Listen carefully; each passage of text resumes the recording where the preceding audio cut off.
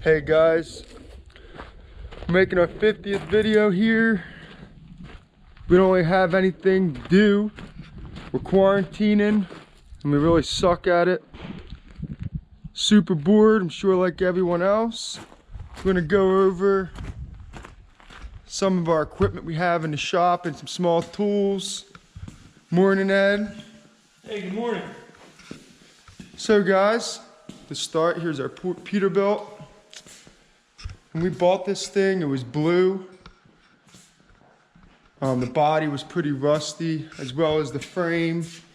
Had no toolboxes at all.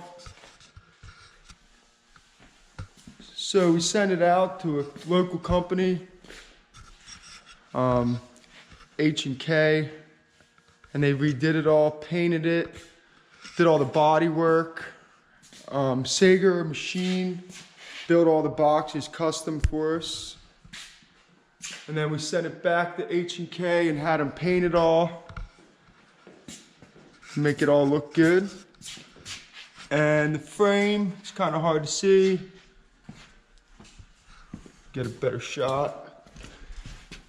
That got sandblasted and epoxy coated. So far it's holding up pretty good. Haven't used this truck too much. It was a total waste of money, but we're still hanging on to it. One day we'll use it. Now, we have a John Deere 310 SG. Ed, what's the year on that? It's a 2002. We ordered two of those in 2002 at the same time.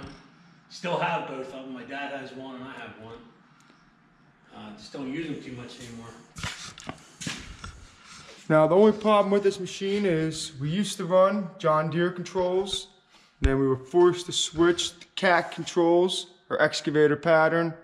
So now it's kind of sucks for this machine. The machine is done. Until we get all the valves switched over and the hoses, haven't done so yet. So right now, this is really just a plow machine. That's really all we use it for.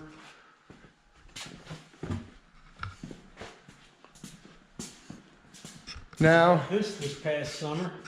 this right here we just got 2019 Cat E26 with about 100 hours on it. We use this inside of our compounds, but we can't fit anything larger. Now we did get a Geef pin grabber so we can hook up to our cat buckets, so we didn't have to buy all new buckets. That's a cat grading bucket on there now. Yup, special Ed got me at a surprise, 1,200 bucks, perfect. Now the thumb's a little wide, too wide to dig a 12-inch trench. Keith kind of screwed us on that. But it is what it is. Another thing we hate about it is there's no way to hook any chains or anything to it. So we welded on a hook there for chains and a D-ring there for chain or strap. Been a good machine so far. Sucks some 2B stone. Doesn't want to track. That's not fun. We also have a hoe pack that we use on large jobs if we need to. For the jumping jack. Just takes forever, too much work. Kills us, so let the machine do all the work. Doesn't get tired. Now, for the beast, our 2019 Cat 306. Ed, what's the hours on this now? Got 100 hours on it. 100 hours so far. It's a brand new model. We did opt in for the rubber tracks that are solid rubber and don't have the pads on them. We find it just tracks better. Get better traction. And the stuff we do, the rubber inserts on the steel undercarriage, they just seem to spin too much. But the rubber here conforms to the rock and dirt and able to track a lot better, I think. So that's what we went with them. And they're lighter. It makes the whole machine lighter. Now the new Cats also have replaceable cutting blade edges, for the blades. That's a great feature. All the older Cats, the minis at least, didn't have them. We got this from Foley Cat. Now this is not a true zero turn. Cat doesn't offer that in this model. and we don't have a counterweight on there just yet. That's definitely coming after this coronavirus goes away and everyone's back to work like normal. There's a little cab shot. If you guys want a review on this or any of our machines, just comment below. Now here's an old dog. I can't really speak much about it, so we'll let Ed take the lead. This is what I learned how to run a bulldozer on. It's a 1962 John Deere, first 6-way blade John Deere made. And my dad gave this to me when I built my shop, I guess as a present for building my shop, and so my mom could park her car in his garage, because he used to park this in his house garage. So it doesn't get used anymore, but I'll never get rid of it. Kind of a family heirloom. One day we'll get her out, get her running. It does run, just needs a starter. One of these days we'll get it out. Maybe even soon with all this extra time we got. There's our little hand tool section we got.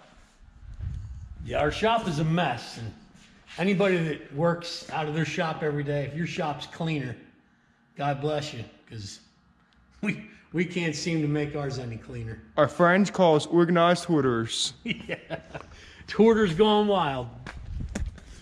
Now here's our Cat 304, which I believe is a 2014, right? Yep, 2014. Now this machine's been pretty good to us, kind of our bread and butter. It's definitely bought a lot of stuff that we got. Yep. Cat needs to come out with another one. All the new E2 series suck. We've bought them and then went back to that one. Yeah, we had two 303.5 E2s, and we were so disappointed with them. We got rid of them and bought a 303.5E, which was a used one. And then when things slowed down a year ago, we got rid of that one because we didn't have a need for it. And then we got busy, so we bought the Bobcat. Just a more of a broad range of size with the Bobcat. So guys, if you guys are all wondering, we are working right now when we can. We are traveling with our sanitizer, rubber gloves. Luckily for us, we do cell tower work and it is a needed industry, life sustaining. So far we're still up in operation. Things have been going well. Fortunate for us, we don't know how long yet. We'll find out. There's my personal truck, brand new. Love the color. Haven't washed it in a few weeks, never looks dirty. There's Norm. 2008. The 2008 6.4. So far, we haven't had any problems with this thing, fortunately. But definitely probably coming. We're definitely preparing for it to blow. What's it have, 110? 115,000. 115,000. It's been a great truck. Yep. We can't really say we hate 6.4s. We've had problems with it. Only ever had one problem, the sensor. Sensor went on, it was $52 part and $1,000 tow bill. That's our little shop truck. We take that plowing or to a job where we're going to be there for a while. We need to do repairs Fuel on cells on it. fuel cell, tools, keep all of our large wrenches. It's kind of a portable toolbox. Now here is our 242 B3. What's the year on this, Ed? It's a 2014. Another 2014. This machine's been great for us. Now I personally always complain to Ed that this thing feels real tipsy when you go up a large hill, but he says it's just me. That's the only complaint I have on that thing. Yeah, we bought this one brand new too. Yeah. Yeah, the Bobcat, the T190 we bought used, but the Cat here we bought brand new. And thanks to Sam Godshaw, he's ruined that. And thanks to me, Ed's never even ran this machine very much. It's been all me and Sam. So I did that one, coast to coast. Not too proud of that. But yeah, mainly just our snow machine. We don't really use it too much anymore, but we're gonna hang on to it. It's a good little shop machine. Now we also have our T190, which that's a 2007, right? Yep. Yeah. 2007 with the Kubota motor.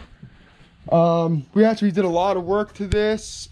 We built a lot of different things on it. Replaced some hose. That was for the final drive, right? Those hoses. Replaced both the hoses for the final drives. Replaced the exhaust. Repainted everything but the white, pretty much. We never got time to do that. Yeah, the cab, the back end, and that's really about it. Oh yeah, and we did paint the final drives at one point, undercarriage at least. The snow tracks on that are amazing. I mean, that's why we bought this machine. We rented one and had these same tracks on it up north plowing snow, and we were so impressed with it that a local dealer had this one and had these tracks on it, so we went ahead and bought it, and we love it. I tell you, it's been a great machine, and it's simple to work on. Yeah, easy to work on. You don't need a mechanic, so that's always nice. And it's kind of a funny story how we got this. We were at the dealer trying to find one, and this just got unloaded off the truck, and the guy had it hiding out back. And I went up to Ed and just like, yo, ask that guy about that T190. And the guy wasn't for sale yet. Yup, wasn't for sale, but you can take it as is. And we're like, sold. We came home and went to work. Now it does have an overheating issue when you run it in really hot degree weather and when you run it hard, but never really had a problem with it. We just let it cool off for a minute and fires right back up. So if anybody has had that problem with their T190, let us know. It's gotta be a sensor of some sort. We can't figure it out. Yeah, it has to be. Yeah, this would be our 50th video, YouTube. So we're trying to make decent content for you guys. Let us know what you want to see. We're not comedians. We just go to work every day and try and share what we do with the world. So take care and thanks for watching. Be safe, everyone. Have a good afternoon, and hopefully we're all back to working like normal, and everybody's home safe with their families. Later.